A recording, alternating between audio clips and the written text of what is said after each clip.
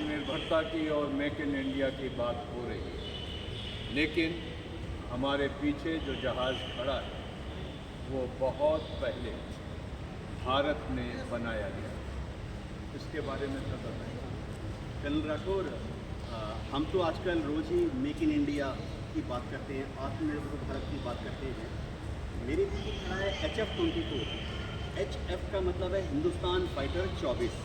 इसका नाम दिया गया मारूत। ये देश में निर्मित पहला फाइटर विमान है।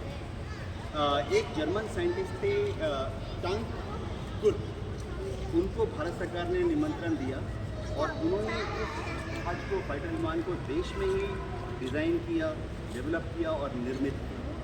HAL में बड़ी संख्या में ये बनाए गए थे और 1965 के युद्ध में और 1971 के युद्ध में इस जहाज ने ग्राउंड अटैक रोल में बहुत ही शानदार प्रदर्शन किया। इसमें हवा से ज़मीन पर फायर करने के लिए रॉकेट्स और मिसाइल्स लगते थे, जिससे कि हमारी एयरफोर्स ने पाकिस्तान एयरफोर्स आर्मी के जो टैंक फॉर्मेशंस थे, आर्मर्ड कॉलम्स थे, उनको अच्छी तरह से युद्ध भूमि में चकमा दिया, नेस्तनाबूद कर दिया।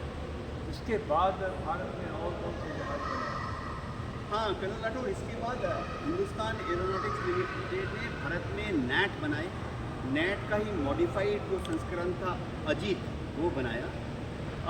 दोनों ही ब्रिटिश डिज़ाइन और ट्रांसफ़र और टेक्नोलॉजी के तहत HAL ने भारत में ही रशियन फाइटर विमान MiG-21 बनाया। गौरतलब बात है कि अब भारत में हम तेजस विमान बना चुके हैं। तेजस विमान जो है, तेजस मार्क 1 ऑलरेडी इंडियन एयरफोर्स में उड़ रहा है, ऑपरेशनलाइज हो गया है।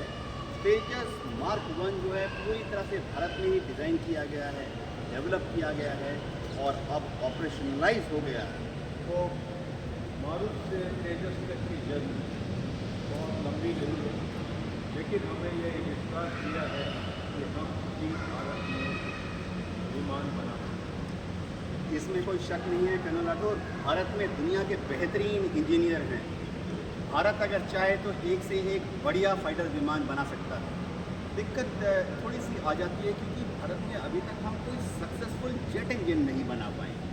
मेरे पीछे जो आप मारुत देख रहे हैं HF-24, इसमें भी क्योंकि अमेरिका ने हमें कोई जेट इंजन नहीं दिया, तो हमें